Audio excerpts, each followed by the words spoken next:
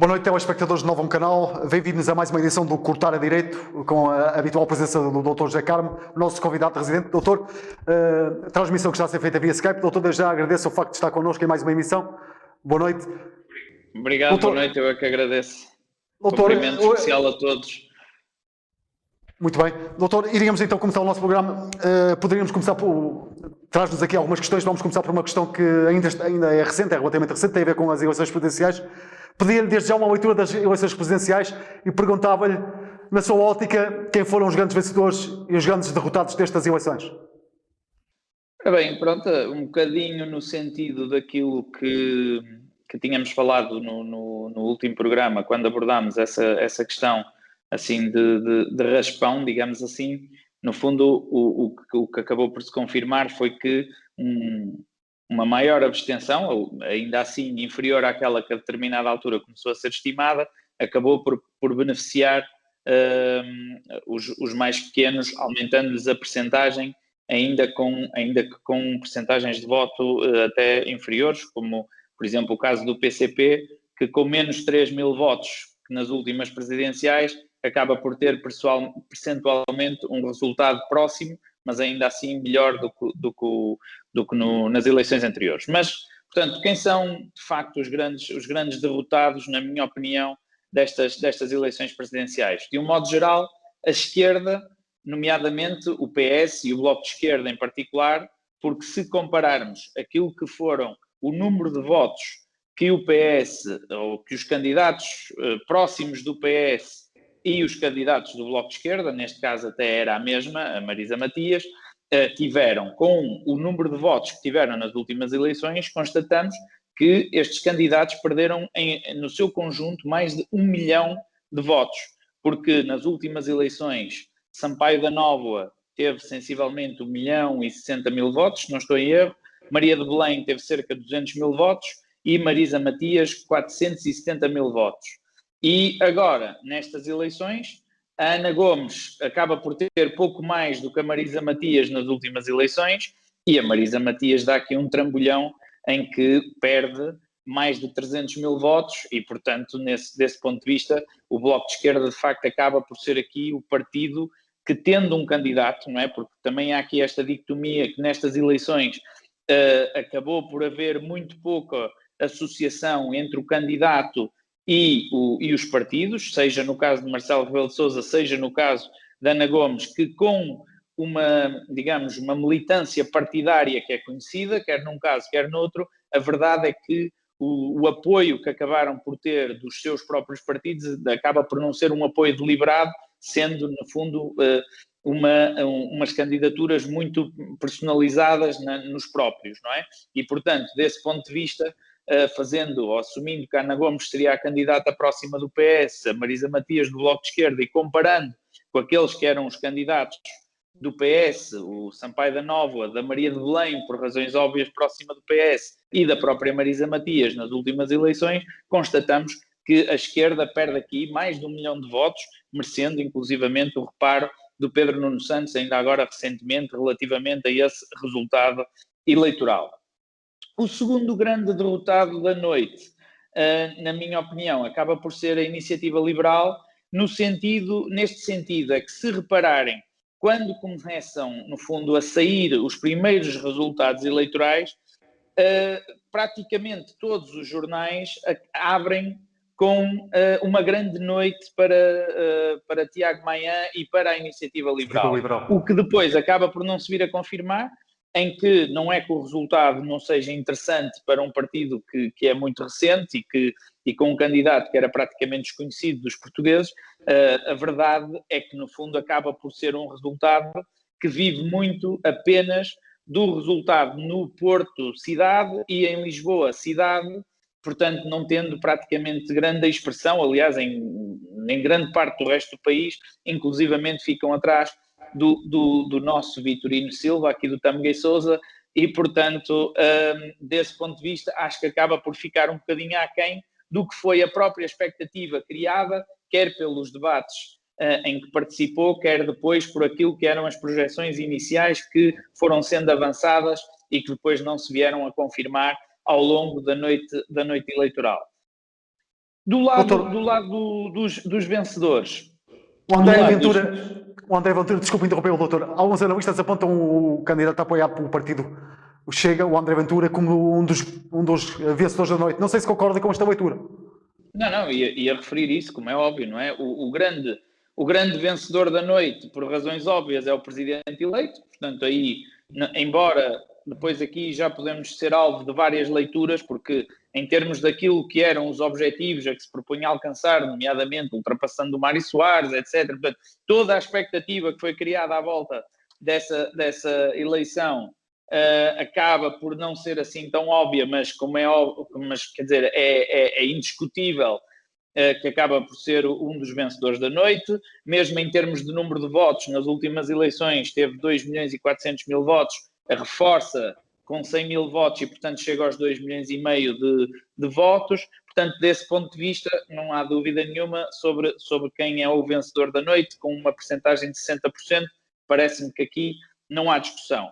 Agora, há inequivocamente um segundo grande vencedor da noite, que acaba por ser o André Ventura, e sob vários aspectos, porque, repare, é um partido que surge mais ou menos ao mesmo tempo que a Iniciativa Liberal, é um partido que vive muito do próprio, como é lógico, que não é consensual, mas o que é certo é que acaba por conseguir convencer 500.000 portugueses a votar no fundo, no André Ventura, neste caso, não nos Chega diretamente, mas no André Ventura.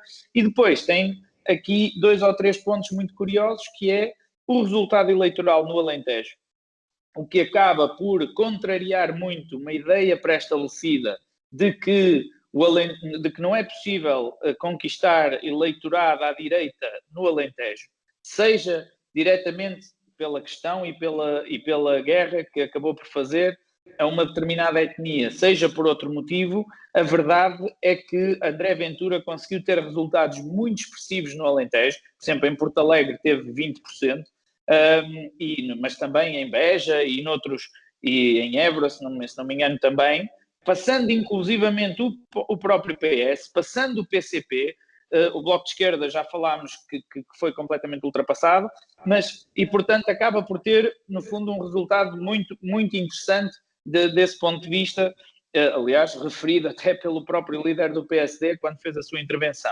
E como é que explica, doutor, esta votação expressiva? Diga. Perguntava-lhe, doutor, como é que explica esta votação expressiva no candidato André Ventura? No fundo, acaba por ser um voto de protesto e acaba por ser uma chamada de atenção para os outros partidos que, no fundo, se enquadram no sistema, que recusaram inclusivamente aproveitar, e desse ponto de vista, por exemplo, o CDS não aproveitou, na minha opinião, para ter um candidato que permitisse, porque repare, Marcelo Rebelo de Sousa, a determinada altura, acabou por ser um candidato que ficou muito ligado ao próprio PS, que inclusivamente não fez questão de não apresentar candidato, no fundo, deixando aos seus militantes a opção de escolher entre Marcelo Rebelo de Sousa e Ana Gomes. Ao mesmo tempo, do lado da direita, no fundo, acabamos por ficar confinados a Tiago Maia até um certo ponto e ao André Ventura. E, portanto, no fundo, há aqui todo um eleitorado que fica aqui quase órfão de um verdadeiro candidato que chamemos de direita moderada. Ou tínhamos Marcelo Rebelo de Sousa, que já é um candidato do centro, até pelo apoio do PS que tinha, ou por André Ventura. E a determinada altura, no fundo, não havia opção. Por isso, na minha opinião, o CDS aqui fez mal em não apresentar o candidato e aproveitar até esta oportunidade para eventualmente conseguir um voto eleitoral interessante. Naturalmente, o CDS fica ligado à vitória do professor Marcelo Rebelo de Sousa, foi o apoio que foi público, que lhe deu. Agora, naturalmente, numas eleições presidenciais em que o candidato, mais uma vez, era no fundo quase maior que os partidos, não é? No fundo, esta vitória vale o que vale. Eu acho que aí, esta é a minha modesta opinião, o CDS perdeu a oportunidade de apresentar um candidato. Mas, voltando aqui à questão do André Ventura, repara, além do resultado no Alentejo, ele acaba apenas por não ficar à frente da Ana Gomes, porque, de facto, aqui no fundo, na região do distrito do Porto, acaba por se confirmar que, de facto, o PS, que neste momento até lidera e e no fundo dirige a área metropolitana do Porto, por ter maior número de votos, por ter maior número de concelhos, acaba por ter influência, e a Ana Gomes consegue um resultado, salvo erro, de 18% no Porto, que acaba por anular, no fundo, o segundo lugar do André Ventura, mas a verdade é que, analisando individualmente alguns concelhos do Porto, mesmo aí o André Ventura acaba por ter um resultado muito expressivo, como é o caso, por exemplo, do meu concelho, onde o Chega teve 12,5%. E, portanto, desse ponto de vista, acho que são resultados que têm que ser analisados. É indiscutível, e por muito que alguma comunicação social que não gosta da figura, e os políticos também que não gostam, e comentadores que não gostam da figura, no fundo não há volta a dar no reconhecimento de que é um grande resultado eleitoral, quer se goste, quer não se goste. E, portanto, esse é um ponto que é indiscutível. O grande vencedor desta noite eleitoral, para além do presidente eleito, é, sem dúvida, André Ventura. Doutor, deixa-me só pegar aí numa outra questão, para fechar também este tópico das eleições presidenciais. O que é que lhe pareceu o discurso do presidente reeleito, Marcelo Rebelo de Sousa? Considera que foi um discurso que apontou aqueles que são os grandes problemas, identificou aquelas que são as grandes balizas e identificou os problemas que urge o país combater? O Presidente falou nomeadamente na questão da pandemia, que é necessário ultrapassar a questão da pandemia, mas também combater algumas assimetrias e voltar, de alguma forma, deu essa indicação de que era necessário voltar a entrarmos num período de crescimento, digamos.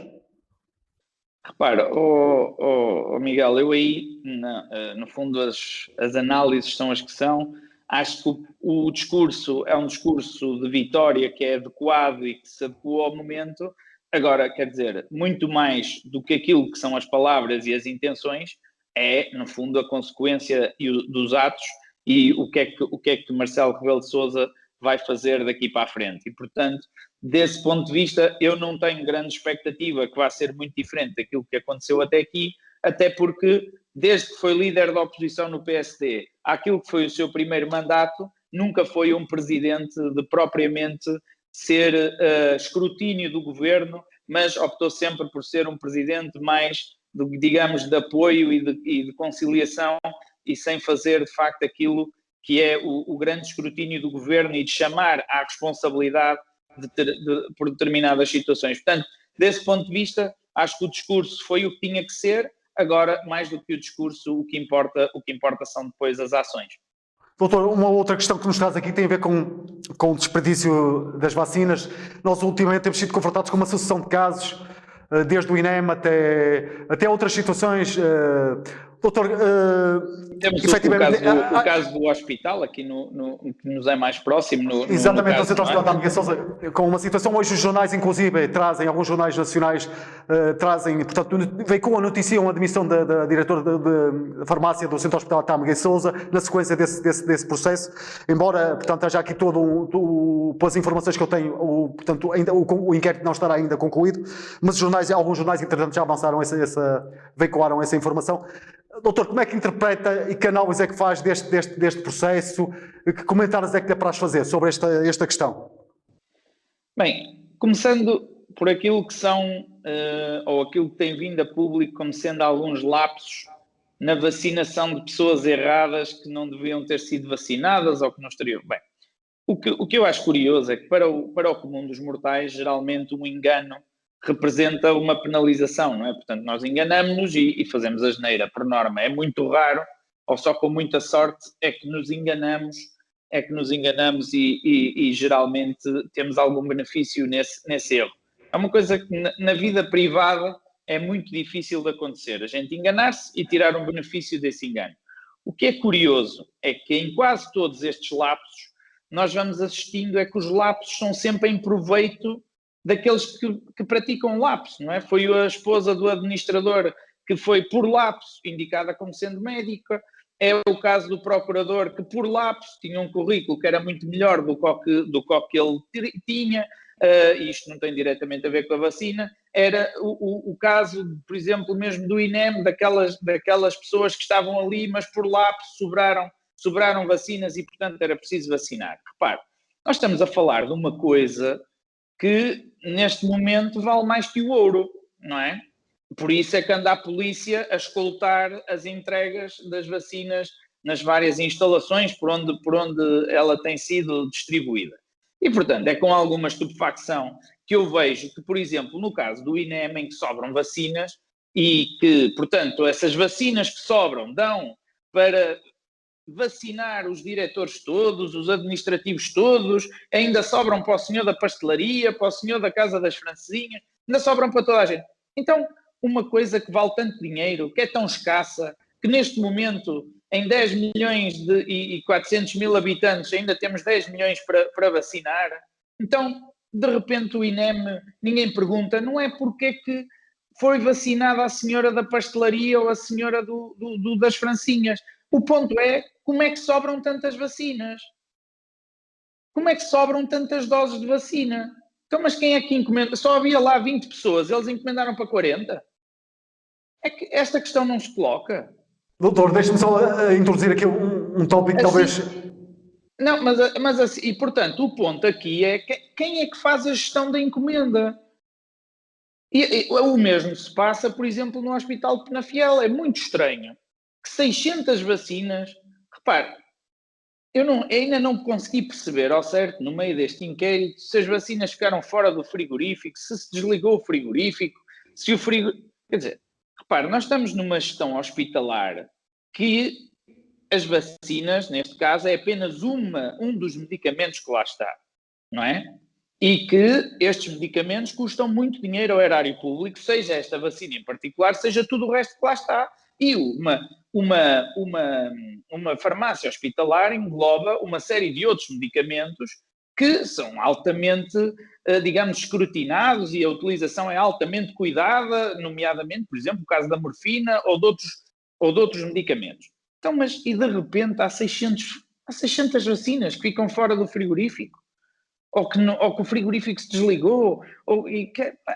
É que tudo isto, logo à cabeça, cheira a esturro. Naturalmente, agora temos que encontrar um responsável, não é? Porque se anda a polícia a acompanhar a entrega das vacinas de norte a sul do país, com tanto dinheiro que isso custa aos contribuintes, e de repente damos-nos ao luxo de deixar 600 vacinas, seja em que circunstâncias for, deteriorarem-se ou desaparecerem, ou ainda nem consegui perceber ao certo, naturalmente tem que haver um responsável, e isso não há dúvida nenhuma. Doutor, este fim de semana a Direção-Geral de Saúde veio já, de alguma forma, emitir uma norma no sentido de tentar minimizar estas situações. Considera que com a publicação desta norma, estas situações que têm vindo a suceder, de alguma forma, possam ser minimizadas ou minoradas, digo eu? Miguel, repare, eu acho muito difícil e vou-lhe dar um exemplo muito concreto. Ainda hoje saiu a notícia que a autarca de Portimão foi vacinada porque fazia atendimento virtual aos doentes. Como é que o doutor justifica estas situações? A única forma que eu justifico estas situações é por clientelismo e por favorecimento, como é óbvio. Não é? Não há mais nenhuma justificação possível nem plausível para isto. Vamos ser sérios e vamos analisar as coisas como elas são. Era o que eu estava a dizer. Todos os lapsos, os enganos, por norma, prejudicam as pessoas, não as beneficiam. Mas Então, o doutor enquadra isto. Nenhum. Há uma intenção concreta de manipular o jogo e de viciar o jogo para obter uma coisa que eles não têm direito. Doutor, mas enquadra isto, desculpe mais uma vez interrompeu, mas enquadra isto como fazendo parte de uma certa cultura de permissividade que às vezes as pessoas têm? Naturalmente que sim, mas não há dúvida nenhuma, Miguel. Repare, pessoas que se dão ao luxo de inscrever a mulher e a filha e depois ainda afirmar que a mulher é médica quando é doméstica, nem emprego tem. Quer dizer, isto não é um lapso. Dar vacinas a pessoas que estão a atender pessoas por computador não é um lapso. Não há aqui lapso nenhum. Mas qual lapso? Doutor, e é expectável, obviamente, toda a gente espera que sejam, a partir destes casos, sejam extraídas as devidas consequências. É isso que espera também? Mas não vão ser. Mas quais consequências? As consequências, olha, até agora as consequências são duas. Foi demitir-se o responsável do INEM e demitir a responsável pela farmácia do Hospital de Famalicão. De Penafiel. Agora, e o resto? E os que beneficiaram da vacina? Quantos é que se demitiram? Mas, doutor, Os considera que... beneficiaram verdadeiramente da vacina, quantos é que se demitiram até agora? Presidentes de Câmara ainda não vi nenhum. Presidentes de Câmara não vi nenhum. Mas, doutor, considera que as autoridades... Administradores hospitalares também ainda não vi nenhum. Portanto, onde é que está a consequência disto? Eu não sei que consequências é que o Miguel retira. Eu, para já, ainda não retirei nenhuma. Doutor, mas considera que as autoridades deveriam ser mais céleres no apuramento destas situações, até para evitar... Oh, Miguel, mas qual apuramento? As situações estão apuradas. O que é que falta apurar aqui? Ora, diga lá. Um administrador hospitalar inscreveu a mulher e a filha na lista. Está na comunicação social, confirma-se, sim senhora, que estão na lista. O que é que falta apurar? A autarca de Portimão recebeu a vacina por fazer atendimento virtual às famílias de vítimas do Covid. O que é que falta apurar? Desapareceram 600 vacinas no Hospital de Penafiel, no Hospital Padre Américo. O que é que falta apurar? Eu não consigo perceber o que é que falta apurar. Não há nada para apurar. Só há consequências para tirar. Não há nada, é que não há nada para apurar. Apurar é quando a gente não sabe o que é que aconteceu. Quando a gente sabe o que é que aconteceu e está lá a evidência, o que é que falta apurar? Ora, explique-me lá. É que é isto. É que em Portugal é precisamente o contrário. É toda a gente sabe o que aconteceu, só que ninguém tira consequências de nada. Esse é que é o ponto. E era aquilo que eu estava a dizer. É o único sítio, ou pelo menos na política, é o único sítio onde os lapsos beneficiam os prevaricadores, não os prejudicam. Porque se for na vida privada, você faz uma asneira destas e garante-lhe que tem consequências. É que não tem hipótese nenhuma. Agora, aqui não. Está toda a gente de consciência tranquila, que é logo a primeira frase que toda a gente diz. Eu estou de consciência tranquila. Não é? E a segunda consequência é, alguém há de cair no meio da cadeia porque aquilo falhou lá a algures. Agora, os que beneficiaram da vacina já não a podem devolver. E os outros todos continuam impunes e felizes e alegres e contentes com os seus mandatos e com a sua vida. Mas isso aí também acaba por ser um bocadinho consequência daqueles que a gente escolhe para nos representar. E isso aí não há dúvidas.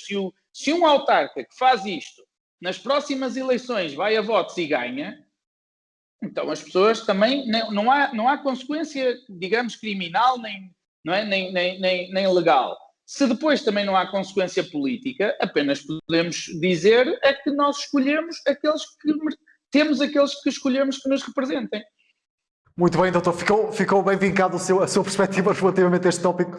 Doutor, gostaria de escalpelizar um tema que também não deixa de ser fraturante e que foi recentemente aprovado na Assembleia da República. Na última sexta-feira estou a falar da lei da eutanásia, da morte medicamente assistida. Doutor, é um termo, como se sabe, fraturante e foi controverso até para a votação. Viu-se com os vários grupos parlamentares a dividirem-se, com os deputados que integram os vários grupos a dividirem-se depois da votação. Perguntava-lhe, o timing escolhido para este processo foi o adequado? Para votar este processo repare, relativamente à questão de ser um tema fraturante e qual é a minha opinião sobre a eutanásia, já o discuti aqui já há uns meses atrás, quando no fundo este tema começou a surgir com mais intensidade e foi levado ao Parlamento há uns meses atrás, onde eu expressei, e aí faço já essa declaração de interesses, que sou completamente contra a eutanásia ou qualquer outra forma de retirar a vida às pessoas que implique uma ação de um terceiro, principalmente. Portanto, aí estamos esclarecidos. Agora, e no fundo, como disse, já num programa há uns meses atrás, ainda com o Paulo, discutimos isto com alguma extensão. Aqui o ponto, e nós no fundo também já estamos a ficar com pouco tempo, é precisamente o timing. Eu acho que é completamente macabro trazer um ponto como este, neste momento, em que, ainda por cima, estamos fragilizados pela situação do Covid. No fundo, a matéria da nossa preocupação do ponto de vista humano deve ser salvar o número de vidas possível e, sobretudo, evitar um maior número de óbitos que nos for possível. E este é o timing escolhido para trazerem para cima da mesa ou para votação um tema como a eutanásia, que no fundo ainda vem contribuir mais, ainda que voluntariamente, involuntariamente, com auxílio e sem auxílio, para no fundo, a mortandade a que já estamos a assistir. E, portanto, acima de tudo, o que eu acho de um profundo mau gosto e no fundo, de um total desrespeito por aquilo que é a vida humana, é de facto o timing escolhido para trazer este assunto agora novamente à vida pública, em que, de facto, a preocupação, seja dos grupos parlamentares, seja do governo, seja no fundo, da sociedade em geral, deveria ser salvar vidas e não como ainda conseguir matar mais do que aquelas que já têm vindo a morrer, infelizmente. Doutor, deixa-me só, mesmo para terminar este tópico, deixa-me pegar na sua deixa. Eu gostava de ouvir sobre esta observação que foi feita pelo Conselho Permanente da Conferência Episcopal Portuguesa, que veio dizer que estamos perante um retrocesso cultural sem precedentes. Concorda com esta observação? É evidente que sim, mas eu aí, mais uma vez, eu faço a minha declaração de interesses. Eu sou católico, sou contra a eutanásia e, portanto, desse ponto de vista, a minha opinião não é, digamos, não é parcial, ou melhor, é parcial, não é imparcial. Portanto, desse ponto de vista, naturalmente, estou totalmente de acordo com essa afirmação e eu considero, de facto, que isto é um retrocesso naquilo que é a forma de lidar. Repara, a vida humana, e isso está escrito na Constituição, e eu acho curioso que, no fundo, a esquerda, a direita sempre foi contra esta Constituição, nomeadamente o CDS, sempre foi contra esta Constituição e sempre a quis mudar. A esquerda, que sempre a defendeu, não respeita o maior valor que está escrito nesta própria Constituição, que é a vida humana é inviolável.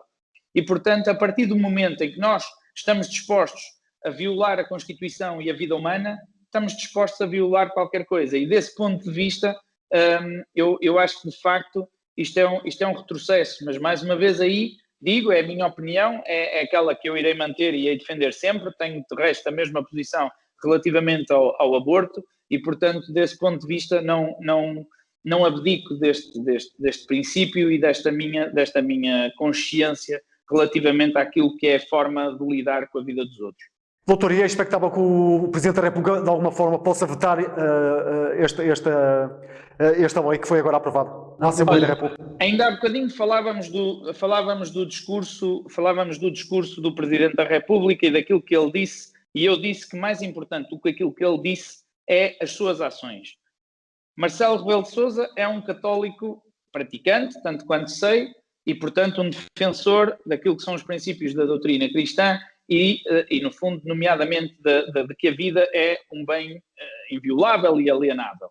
E, portanto, desse ponto de vista, a minha expectativa é que, fazendo essa leitura à luz daquilo que é a própria Constituição portuguesa, que ele considere que esta norma é, no fundo, anticonstitucional. Se quer a minha opinião profunda, eu acho que só mesmo pelo Tribunal Constitucional é que, no fundo, esta lei poderá ser declarada inconstitucional. Não acredito que Marcelo Rebelo de Sousa use o direito de veto neste diploma. Espero estar enganado, mas, no fundo, é essa a expectativa que eu tenho.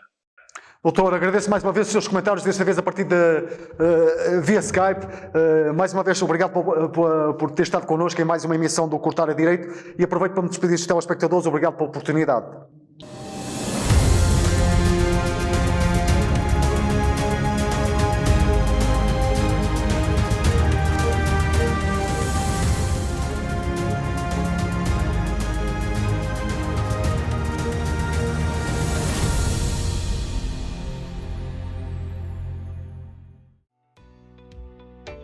Novum Canal.